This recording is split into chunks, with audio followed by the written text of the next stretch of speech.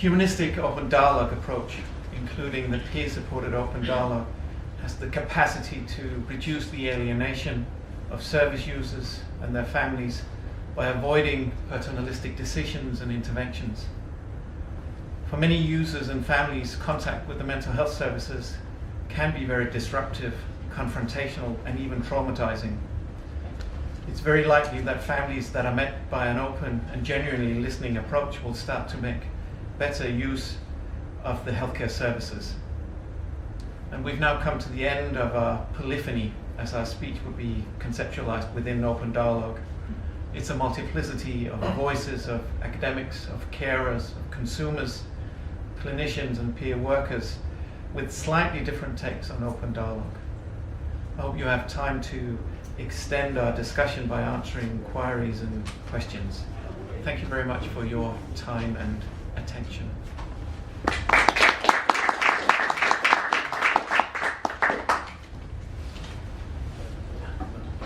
Yes. Can we ask questions? That's right. Yep. I was going to say, are you happy for questions? Or? Yes. Okay, brilliant. Okay. Thank you. Well, a comment first. Thank you, everyone, for sharing. And Kathy, I can't believe you can say what you did without crying. And everyone. I still don't know what it looks like. I guess It sounds interesting, and coming from a regional community, I don't know if it's ever, could be possible. But I'm hearing that it's in across Scandinavia and been adopted elsewhere. So, where do people come from to go to people's houses if that's where they are having their network meetings and things? And how is it resourced? It's a good question, and we're back to the adoption of the approach, because they've developed something that's quite unique in Western Lapland. What we're looking into is how can we create network meetings that are possible for us to have in the Australian context. And it might be that in some instances it would have to be at an inpatient ward. In other instances it would be based on outreach. But if you came to a place and asked and had a look around and asked, is open dialogue here? You would see it primarily in two places. You would see a series of network meetings for each patient being there, and you would hear it in the voice and see it in the attitude of each clinician, who would pause just a little bit in every encounter so that they don't jump to conclusions about what's best for this patient. So yeah, definitely the primary thing would be the series of network meetings. And it doesn't have to be long. It could be 1 or 2 network meetings, and it could be 10 network meetings for other patients. There's no manual saying that it has to be long and extensive. And it's not about bringing 10 or 20 people together each time. It can be just 3, 4, 5 people coming together at a network meeting. So one of my questions, sort of following up on Kate's, is how much has it changed to professionals and practitioners in the system and their approach, and how much is a change to the actual system itself? What are and I know the trainer program is one in terms of changing that approach with clinicians and the like, but what are the fundamental changes you think need to occur with our current system to be able to implement the principles of open dialogue? It's difficult, and it falls back to the Finns having developed a thing that includes better training of their workforce. They have created an integrated care system, and they've created a new way of providing psychotherapy. So you would have to, and we don't know if the effect of open dialogue is on either of these 3 interventions. So in Australia we would have to look at those 3 issues as well and start changing all 3 of them slightly at the same time, and we would have to see if the 3 things combined can create changes to the same extent as in Finland. So better education of staff, it's about better integrated care, and there's a lot of logistics involved in that. And then finally, to create confidence and competencies in delivering open dialogical psychotherapy. And you might throw in there, obviously, the peer-supported workforce that Australia has to make a bold move to follow up, keep up with the rest of the world by including more peer workers in their mental health services. Yeah, you spoke about schizophrenia as the illness and its usefulness, open dialogue's usefulness for that illness. What about bipolar and borderline personality and PTSD? What's its effect on those illnesses? Does it work? Yeah, we don't know about the effects yet, but it's been in Scandinavia. It's being implemented in across the board of people suffering. The place I've researched the most work with kids who suddenly have issues. It might be suicidal ideation, it might be psychosis, it might be withdrawal and isolation, and they, before bringing people into the mental health services, they have a couple of network meetings with these families, and usually in a lot of these instances it means that they can dissolve problems before they actually happen.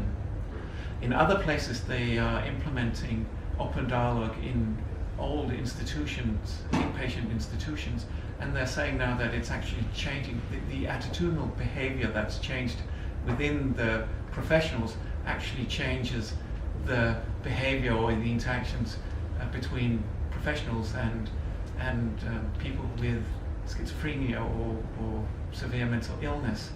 And we've got people coming forward now, starting talking for the first time in many years, and they always start out, or usually start out by saying that I can sense that people have stopped talking at me, now they're actually talking with me. And it's a subtle thing, but it's so important if we want people with fragile minds, fragile emotional lives, if we want them to come forward and start making better use of the resources we're already using.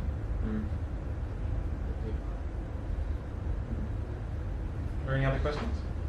I do. Go, Kate. I'm just going back to what Scott asked.